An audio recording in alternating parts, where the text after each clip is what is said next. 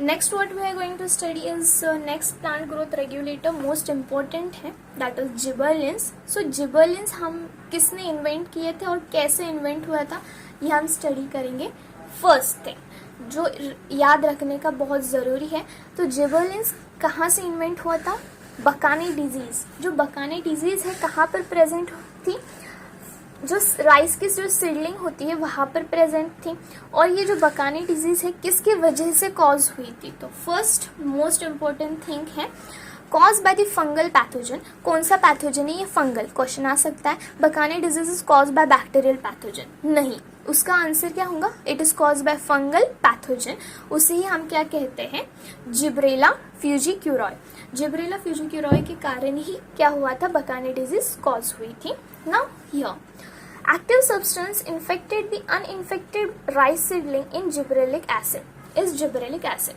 तो यहाँ पर जो एक्टिव सब्सटेंस प्रेजेंट था इस जिबरेला फ्यूजिक्यूरॉय में उसे ही हम क्या कह रहे हैं? Gibberellic acid. जो ये जिबरेलिक एसिड है जो अनअफेक्टेड जो सीडलिंग थी राइस की उसे भी अफेक्ट कर रहा था, इसलिए हम उसे क्या कहते हैं? Gibberellic acid. बाद में more than 100 gibberellins reported from widely different organisms such as fungi and higher plants. अभी यहाँ पर जिबरलिन्स 100 से भी ज़्यादा जिबरलिन्स रिपोर्ट हुए थे. कौन सी ऑर्गेनिज्म में? डिफरेंट ऑर्गेनिजम्स में, जैसे फंगाई एंड हायर प्लांट्स में ये रिपोर्ट हुए थे. याद रखना लेस देन आया तो sentence is wrong. More than 100 gibberellins reported. Okay, now here how to learn the functions of gibberellin plant growth regulator hormone. So first trick है BAMS, large shape delay. जो B है, B stands for, B initial किसके लिए मैंने use की हूँ? Just see bolting. अभी जो बॉल्टिंग है वो क्या होती है? Internode elongation prior to flowering. यहाँ पर जो इंटरनोड होता है वो इलोंगेट होता है. प्रायर टू फ्लावरिंग मतलब फ्लावरिंग से पहले जो इंटरनोड इलोंगेट होता है दैट इज बॉल्टिंग. ये हमें कहाँ पर बहुत ज्यादा तौर पर देखने मिलता है? That is in beet, cabbages and many plants with rosette habitat. ये ज्यादातर यहाँ पर देखने मिलता है. Next is A stands for acidic in nature. जो जिबरलिन्स होते हैं हमने यहीं पे देखा जिब्रेलिक एसिड जो है वो क्या है? लिक आया है, इट इज एन एसिड. तो ऑब्वियसली ये जो जिबरलिन्स होते हैं वो कैसे? Acidic in nature. So A initial is for acidic in nature. M, अभी एम का फंक्शन क्या होता है? एम जो भी है it stands for malting processes in brewing industries.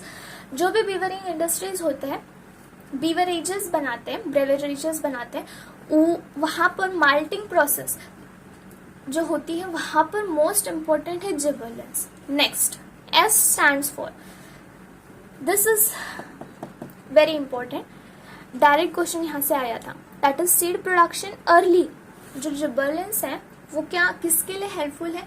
जो सीड प्रोडक्शन होता है उसे अर्ली स्टेजेस में कराने में जिबरलिन्स आर मोस्ट इम्पॉर्टेंट. जैसे seed production early due to the gibberellins hastens the maturity period of the juvenile conifers.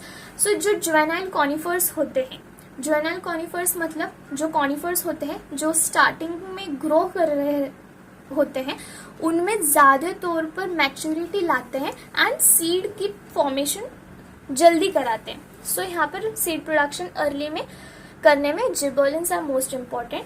Next large का जो इनिशियल है वो लेंथ से रिलेटेड है. First what is that?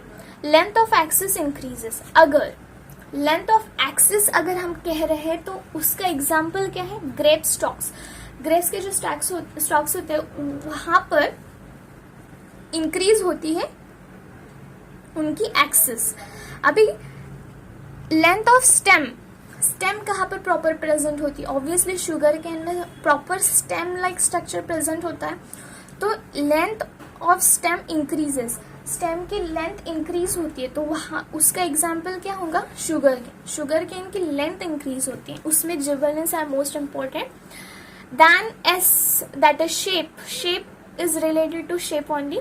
Improve shape and elongation of fruit किसका, कौन सा फ्रूट, एप्पल का जो फ्रूट होता है उसमें शेप इंक्रीज, प्रॉपर इम्प्रूवमेंट करने में and elongation of Apple fruit में कौन सा हार्मोन इम्पॉर्टेंट है, gibberellins. And most important delay, अभी डिले सीनेसेंस ऑफ फ्रूट्स, अभी सीनेसेंस मतलब येलोइंग होना, मीन्स बहुत ज़्यादा जल्दी पक जाना, उसे क्या करेंगे ये जिबरेलिन्स डिले करेंगे, मतलब उसे हेल्प करेंगे कि बहुत ज़्यादा देर तक वो जो फ्रूट है या लीफ है वो प्रिवेंट रहे सीनेसेंस से, means ageing not we can say, but yellowing of leaves, उसे हम क्या कहते हैं, सीनेसेंस।